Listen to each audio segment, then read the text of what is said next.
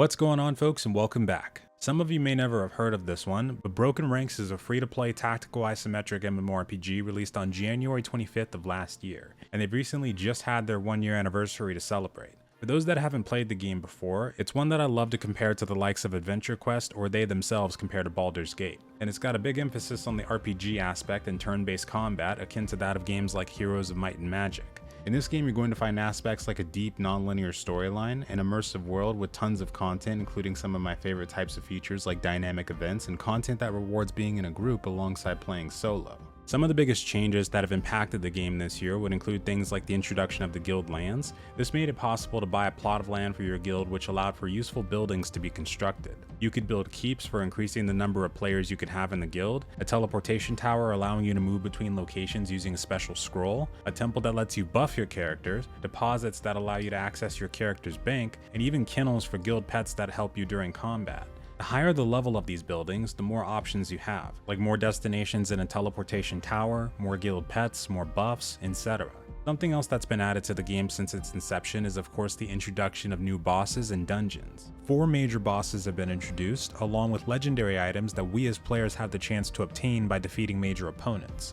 These bosses would include the Castle Spectre sitting at minimum level 40 to fight, the Puppet Master at 29, the Frost Dragon Valadrog at minimum level 70, and Aqua Regis sitting at around minimum level 75. The Trading Marketplace is also a new introduction that's been added since launch. This system is for saving players time and allowing you to buy items for any player in the game without the need of spamming in chat or waiting for someone with the item you need. PvP arenas, tournaments, and inter-server tournament leagues have also been introduced alongside a PvP system rework. The system rework allows for you to join various factions depending on your gameplay preference, instead of being vulnerable to open world PvP after a certain threshold. So far, there's 3 factions that will be able to join. The Unionists, who want everyone to unite and aren't afraid to use force to achieve that goal. The Free Spirits, who do take part in the fight for Taernian but of their own volition instead of a sense of duty. The Free Spirits enjoy combat, but they mostly do it for sport and self-improvement. And of course, to also make the Unionists and Rogue factions leave them alone. The Rogues, as their name would suggest, took the path of lawlessness, crime, and perversion. They reject not only the fight for Taernian, which is the region we play in, but also the law and morality. They fight only for their own self-interest, as opposed to the other 2 choices, and every day while being a part of one of these factions, players will get daily quest lines randomly that will be PvP oriented in nature. They might include defeating a certain number of opponents, gaining points, or performing actions in a PvP area. These questlines can only be done by a player who joins a faction and disables peaceful mode, and for completing them, you gain PvP points and shillings, with the exact reward depending on the difficulty of the quest. By being a part of these factions, you'll also be able to participate in seasonal games that last over 4 weeks per season, and allow you to gain both ranking and rewards within them. When it comes to the arenas and tournaments we mentioned before, specifically talking about the inter-server tournament leagues, there's a total of 5 of them that you can climb through.